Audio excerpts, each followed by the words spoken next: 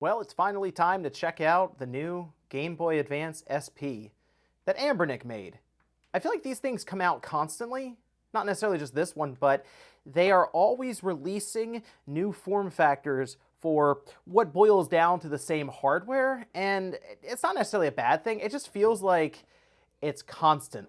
Like, keeping up with this stuff is pretty difficult, and while I do get most of them, being able to have time to make videos for them and stuff is hard, but I figured what I'd start doing with some of these is do maybe more informal videos like this, where we just unbox it, I give some of my initial impressions on it, and you sort of see what the out-of-the-box experience is like for something like this. And of course, we'll still take it apart somewhat to check it out inside. So let me know what you guys think about that. And of course, if you enjoyed the video, make sure you hit that like button and subscribe if you are new.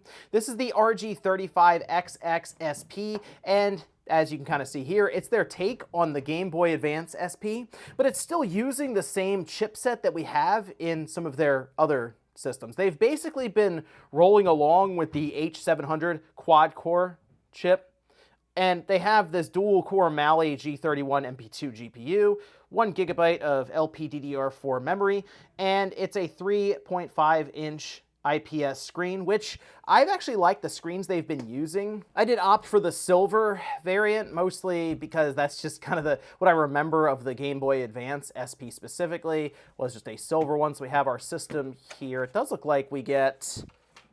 Let's see, we get a screen protector, I believe, here as well. Yeah, so a lot of times when you pick these up, even from Ambernick's site or on Amazon, usually they package it with some kind of hard screen protector you can put on there just to help out. Although this is a clamshell, which doesn't really need it as much. If you have one that's just open, like the H model that I really like, that one you would probably want to use something like that. Or even if you get like the Miu Mini or anything where the screen is just constantly basically vulnerable to being hit or dropped, you're going to want a screen protector. Looks like we just have a standard USB-C to Type A cable for charging. No power brick, although you really never get power bricks anymore. I guess they just assume you have them laying around all over the place, or you could just charge it, I guess, on a PC, just plug it in there. Let's see what we have with the system itself. Very reminiscent with the battery cover here, which, I mean, it looks like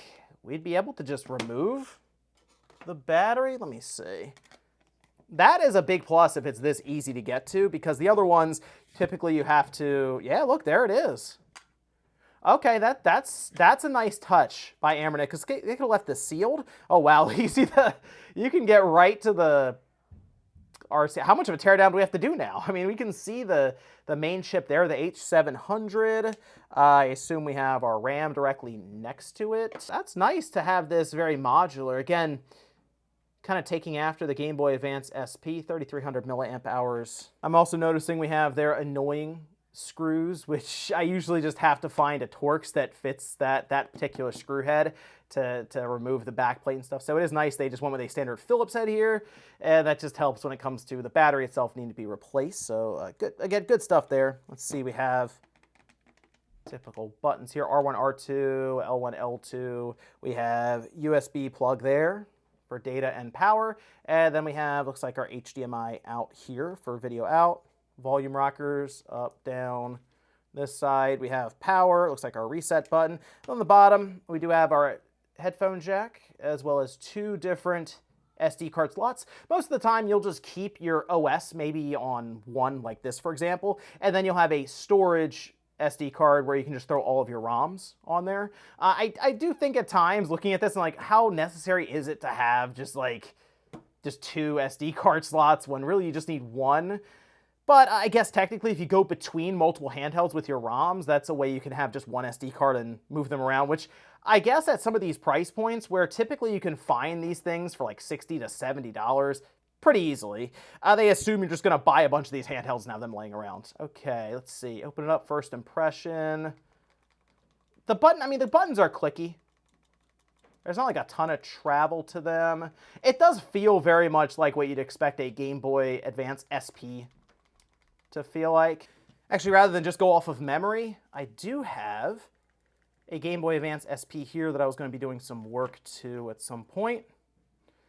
That is very, very close. Obviously, the screen is larger, but in terms of the button placement and the feel, that is pretty close.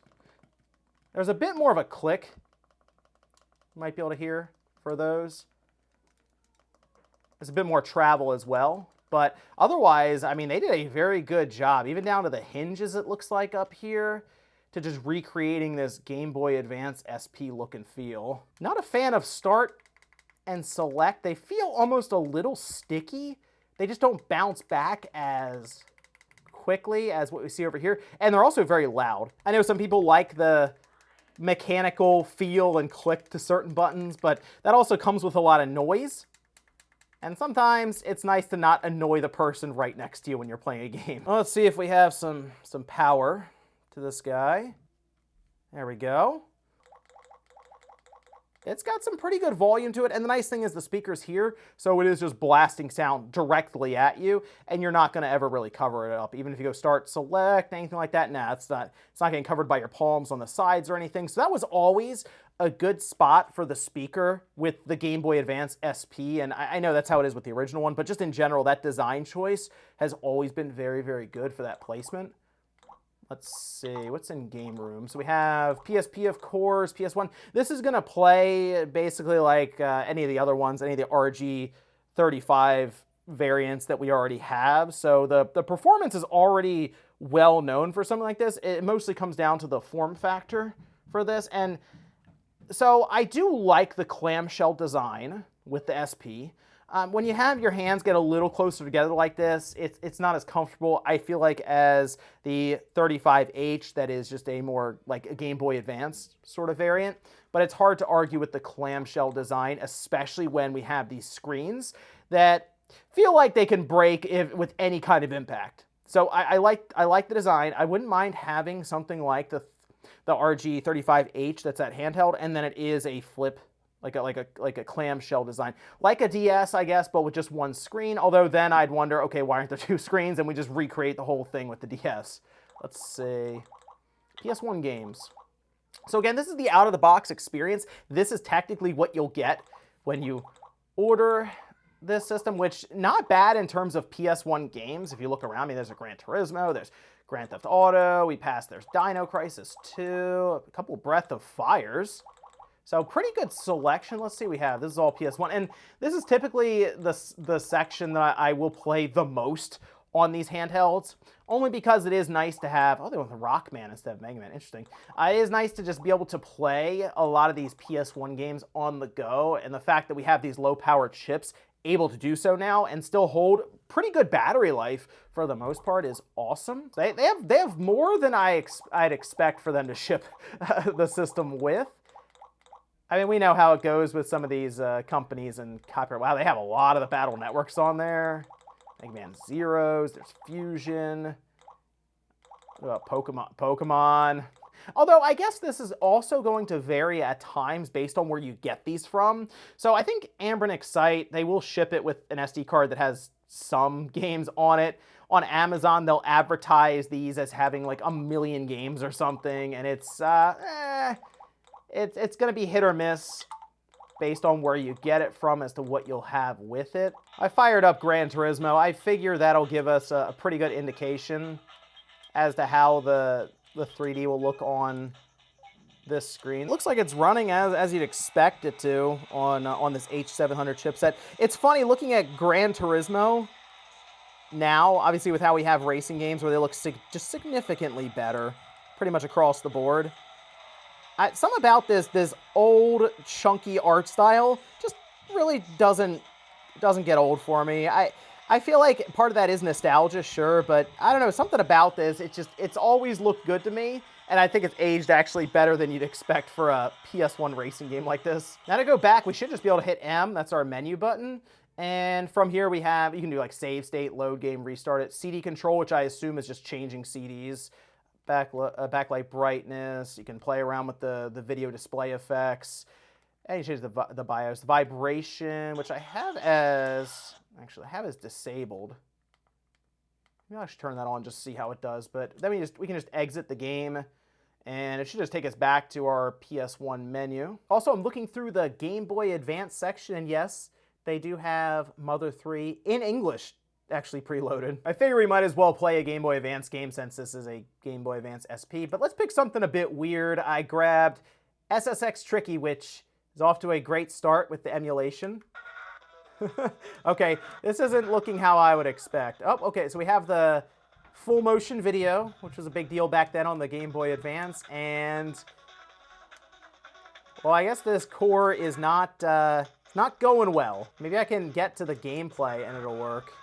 Okay, it just keeps going back. Spider-Man 3. Let's see how this one goes. You know, it does look good here, right? Though with the Game Boy Advance, the press any button, that does look really, really like a Game Boy Advance. I mean, the aspect ratio just fits really, really well. You're mostly gonna play PS1, Game Boy Advance, stuff that fits in. Once you start moving to things that are widescreen with these handhelds that use this aspect ratio for the screen, it starts to look a little weird because they have to stretch and put black bars on the top and bottom to make it work and fit.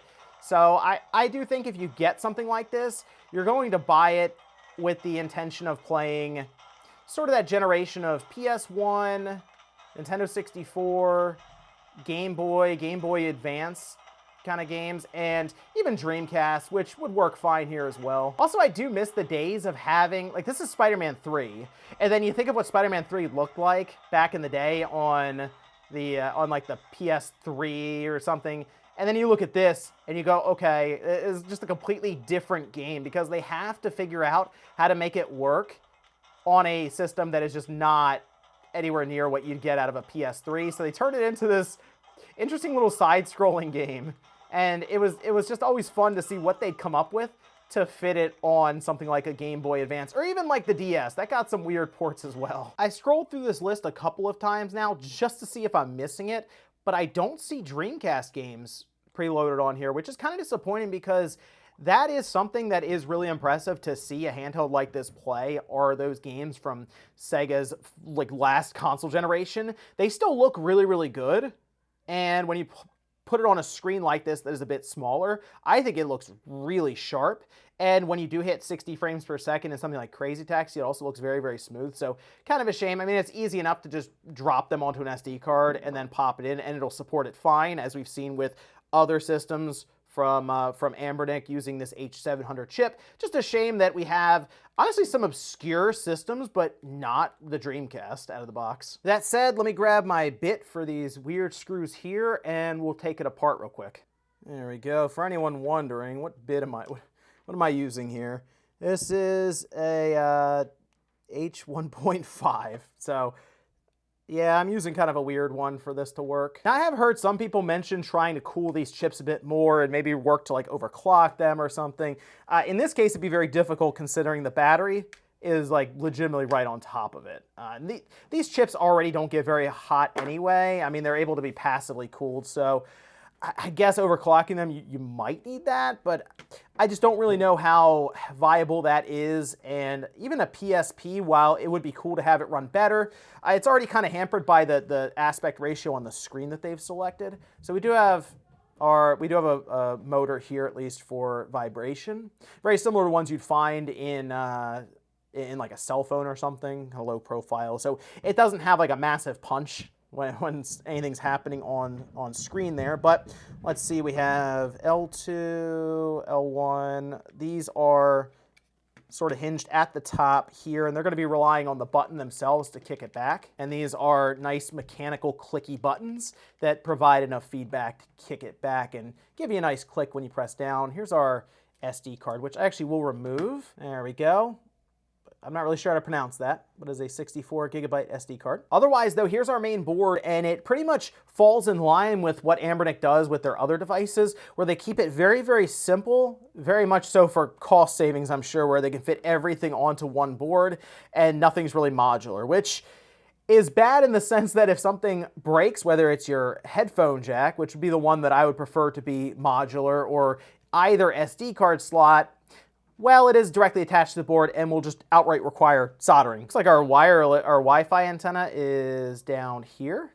So it just makes contact with these pins when you screw it down, right, through pressure. Not really the worst spot, I guess they could have put it, You know, you will cover it up somewhat when you're holding it. The ideal spot would have been to run the Wi-Fi up through the hinge here so that it would sit maybe up around here at the top, because that's obviously, that's going to be the highest point when you're playing a game. We just had 3 screws here, all Phillips head, that were holding the board down, at which point we can kind of flip it up a little bit, as we do have our screen cable here. So we'll unclip that guy. And we can take a look, the